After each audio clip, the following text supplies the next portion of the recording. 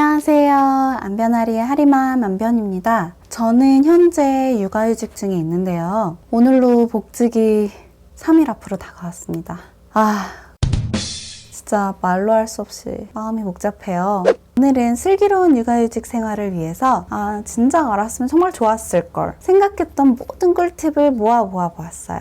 영상 뒷부분에는 가장 필요한 출산휴가 급여, 육아휴직 급여 신청 절차, 그리고 실제로 얼마를 받게 되는지, 그리고 제가 오늘 신청했거든요. 어떻게 하는지 직접 보여드릴게요. 저는 출산휴가, 연차 전부 소진, 육아휴직 1년까지 작년 2월부터 출산휴가에 들어가서 올해 6월에 복직하게 되는 케이스예요. 그래서 사실 이런 얘기 해도 되는지 모르겠는데 제가 진짜 퇴사를 하려고 했어요.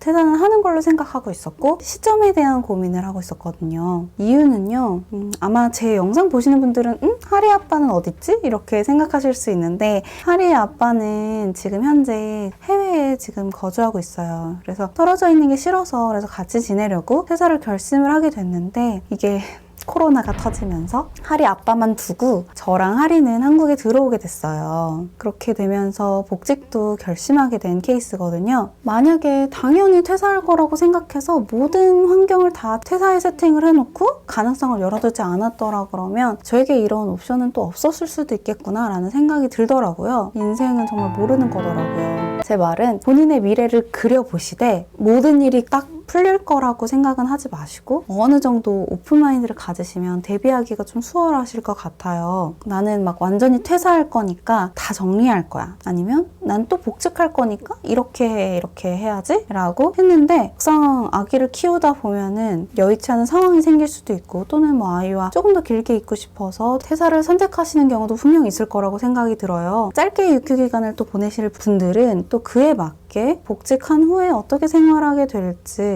한번 생각해 보세요. 회사에 따라서 때는 2년, 3년도 쓰시는 분들도 계시는데 퇴사를 마음에 두고 있다면 전업주부로서 나는 어떤 삶을 꾸려나가야 될 것인가, 아니면 또 뭐 이직을 하거나 나중에 직업을 가지게 될 경우에는 어떻게 할 것인지, 복직을 한다면 복직 이후의 삶은 어떻게 아이와 함께 꾸려나갈 수 있을지, 또 어떻게 일을 재개할 것인지 그런 것에 대한 준비가 필요할 거라고 생각합니다.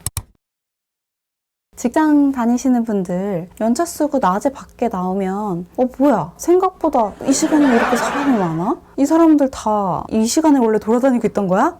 막 그런 거 느끼신 적 있으시죠? 육휴 쓰기 전에는 나 평일에도 돌아다닐 수 있고 진짜 대박 꿀이다 막 이렇게 생각하는데 또 생각보다 그렇지만은 못해요. 또 아기 보는 일이 녹록지는 않으니까요.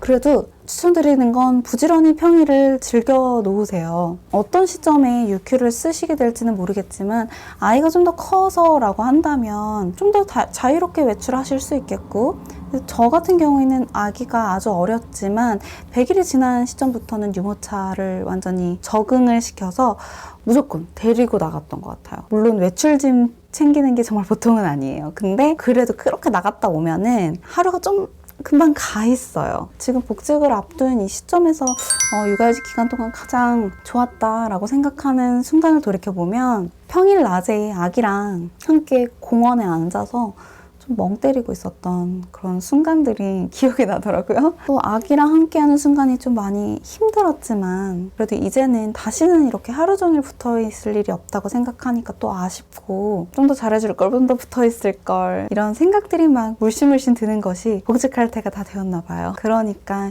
육아휴직 들어가시게 되는 분들은 꼭 이 시간이 한정되었다라고 생각을 하시고 정말 보물 같은 시간이라고 생각하시고 힘드시더라도 아기와 함께 충분히 시간 보내시고 나중에 복직해서 돌이켜봤을 때 아쉽지 않게 시간을 보내실 수 있었으면 좋겠어요. 육휴를 언제 들어가느냐에 따라서 달라질 수 있는데요. 제 주변을 보니까 그래도 대부분의 엄마들은 아기 태어나고 출산휴가 사용하고 난 이후에 육아휴직을 붙여 쓰는 경우가 많아지고 있더라고요. 아무래도 사회 분위기가 조금은 그 법적으로 보장된 육아휴직을 사용할 수 있도록 권장하는 분위기가 좀 되어가다 보니까, 근데 어느 시점에 쓰시든 직장을 다니던 라이프 스타일에서 이제는 육아를 하는 라이프 스타일로 삶이 변화하는 만큼 마인드셋을 생각을 좀 바꾸셔야 할 것 같아요. 생활이 변하니까 마음도 그에 따라서 변해야 되는데 그런 정신건강 관리라고 할까요? 그런 게 제 생각보다 힘들었어요. 이거는 정말 몰랐던 부분이라 이 얘기는 꼭 해드리고 싶었어요. 일하던 엄마들한테는 분명히 이런 부분들이 있을 거라고 생각을 해요. 우선 꼬박꼬박 들어오던 월급이 들어오지 않고 매일 아기랑 또 씨름하다 보면 분명 내가 뭐 하고 있지 이렇게 막 현타 오는 시간 이런 생각이 들 때가 꼭 있더라고요. 저의 경우는 결혼하기 전에도 말버릇처럼 육아휴직 들어갔으면 좋겠다 그러면서 직장을 막 쉴 익스큐즈만 기다렸어요. 근데 막상 육아휴직에 들어가게 되니까 저는 100일까지는 진짜 제정신이 아니었고요. 뭐 그 이후에도 너무너무 힘들더라고요. 와, 보통이 아니구나. 생각한 것보다 훨씬 더 힘들구나 싶었어요. 저는 뭐 저만 그런 걸 수도 있는데 어느 정도 휴직이라는 거에 기대치가 있어서 그런지 근데 기대가 크면 실망감도 크잖아요. 당장 막 복직하고 싶은 순간이 정말 많았는데요. 그래서 멘탈 관리가 안 되더라고요. 애 낳고 3개월까지는 호르몬도 조절이 안 돼요. 과학적으로 그렇다고 하더라고요. 호르몬이 출산에 맞춰져 있기 때문에 그 감정 기복도 정말 심하고요. 그래서 그때 엄마들이 우울증이 정말 많이 오는 것 같아요. 저는 평소에 그런 성격이 전혀 아니라고 자부하는 사람인데도 왜 사람들이 이렇게 우울증이 오는지 이해하게 될 정도로 제가 제 감정이 컨트롤이 잘 안 되는 막 더군다나 체력이 완전 바닥이 나 있으니까 정신적으로 버티기가 쉽지가 않더라고요. 제가 드리고 싶은 말씀은 이런 사실을 인지를 하고 대비하는 거랑 또 모르고 이거를 딱 맞이했을 때랑 정말 다르다는 거예요. 대비도 없이 갑자기 팍 맞으면 너무 아프잖아요. 힘드실 때는 혼자 그렇게 버티지 마시고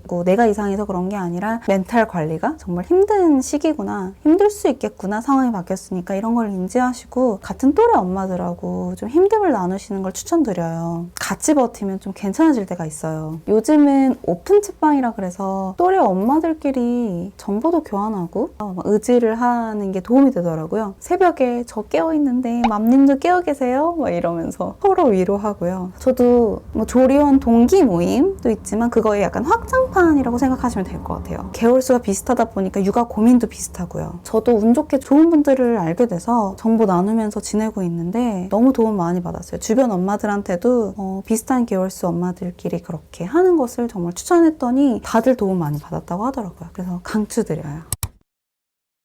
생각보다 시간이 정말 순삭? 진짜 빨리 가더라고요.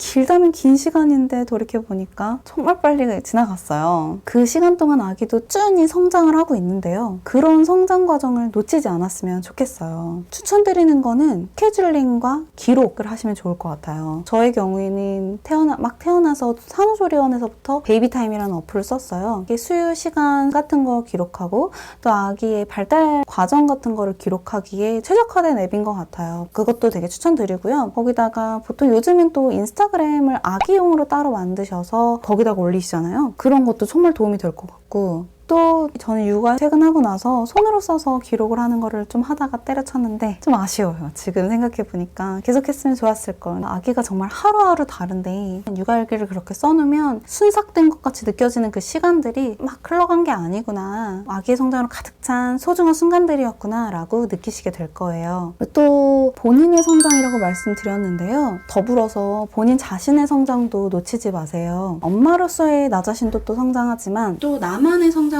뒷받침이 되어야 된다고 생각을 해요. 많은 엄마들이 오늘 하루도 육아로 정신없이 지나갔지만 뭘 했는지 모르겠다. 발전적이고 생산적인 건 아무것도 못한 느낌이다. 나만 도태되는 느낌이 든다. 또 하나의 오늘일 뿐이니 달라지는 게 없어서 너무 슬프다. 막 그런 심정을 한 번쯤은 다 느끼시는 때가 온다고 해요.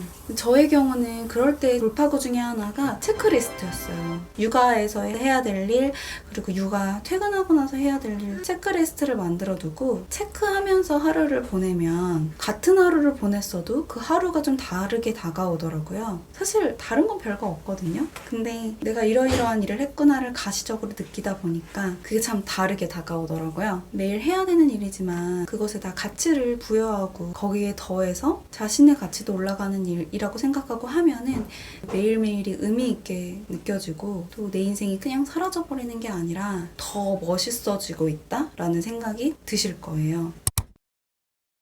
이제 출산휴가 급여, 육아휴직 급여 신청하는 것 알아볼게요. 이거는 출산휴가 들어가기 전에는 좀 복잡하기도 하고 그래서 잘 몰랐어요. 실제로 어느 정도 지급이 되는지 제가 이렇게 알아보고 나서 돌이켜보니까 실제로 제가 이전에 알고 있던 내용들이 좀 다 틀려서 미리 알아둘 것들이 참 많았구나 라는 걸 느꼈고 또 그 금액을 받아보니까 또 예상보다 훨씬 적은 금액이 들어오는구나 라는 걸 알게 됐어요. 우선 출산휴가 급여부터 말씀드리면 출산휴가 3개월 중에 2달은 회사에서 지급을 하게 되고 마지막 한 달은 회사가 아니라 나라에서 주게 됩니다. 그래서 보통은 이제 3번째 달에 깜짝 놀라게 돼요. 돈이 안 들어오거든요. 회사에서 우선 확인서를 제출을 해주는데 그게 끝이 아니고요. 본인이 꼭 신청을 하셔야 됩니다. 그리고 그 금액은 상한액이 정해져 있어요. 19년 기준으로는 180만 원이었는데 이제는 200만 원으로 20만 원이 올랐더라고요.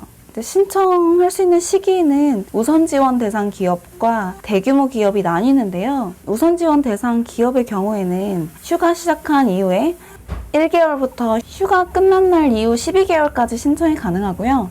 이제 신청 방법은 회사에서 대부분 확인서는 제출을 해주는데 아닌 경우가 있어요. 그럴 때에는 확인서를 직접 회사에서 받아서 직접 하면 됩니다. 제출해야 되는 서류는 3개월 급여받은 내역 확인받은 서류 또는 근로계약서 등의 그런 별도의 증빙서류까지 같이 제출을 하면 된다고 해요. 저 같은 경우에는 회사에서 확인서를 제출을 해줬고 다른 증빙서류들을 등록을 해줘서 저는 별도 서류 준비 없이 신청서만 작성하면 됐었어요. 이 출산휴가 급여 신청과 육아휴직 급여 신청은 모두 고용센터를 직접 방문하는 방법도 있고 또 우편으로 보내는 방법도 있고요. 인터넷하고 모바일이 둘 다 공인인증서만 있으면 가능하니까 그 방법이 훨씬 편리하실 거예요. 저 같은 경우도 온라인으로 신청을 했었고 온라인으로 신청하는 방법을 보여드릴게요.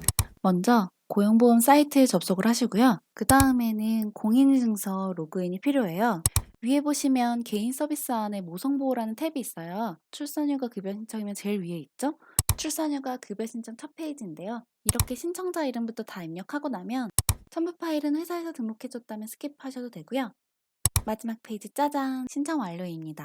육아휴직의 경우에는 동일한 방법으로 신청을 하는데 제가 이건 몰랐던 부분인데 한 번 신청을 하고 끝이 아니라 매월 받고 싶다면 매월 신청을 해야 됩니다. 신청을 하면 다음 달 말일 이내에 들어오는데 물론 본인이 매월 받을 필요 없다라고 한다면 몰아서 받는 것도 가능하고요. 전체를 몰아서 받고 싶다고 한다면 육아휴직 기간 12개월 이내에 신청하면 됩니다. 제일 궁금하실 금액은요. 첫 3개월은 통상임금의 80% 그리고 그 이후의 기간은 50% 상한액도 있고 그래서 생각보다 적게 느껴질 수 있어요. 근데 또 생각보다 또 적다고 느껴지는 이유가 이 금액의 75%만 지급을 하고 나머지 금액은 육아휴직 끝나고 6개월 동안 꼭 일을 해야 지급을 해주도록 되어 있어요. 그래서 그 직장 복귀 후 6개월 이후에 금액을 합산해서 일시불로 지급을 한다고 해요. 그래서 결론적으로는 생각보다 많지 않아요. 이렇게 육아휴직 들어가시는 분들에게 드리는 여러 가지 꿀팁 말씀드렸어요. 소중한 시간 효율적으로 잘 준비하셔서 슬기로운 육아휴직 생활 되시기를 진심으로 바랄게요. 이번 영상도 좋으셨다면 구독과 좋아요 부탁드리겠습니다. 다음 영상에서 만나요. 안변아리의 안변이었습니다.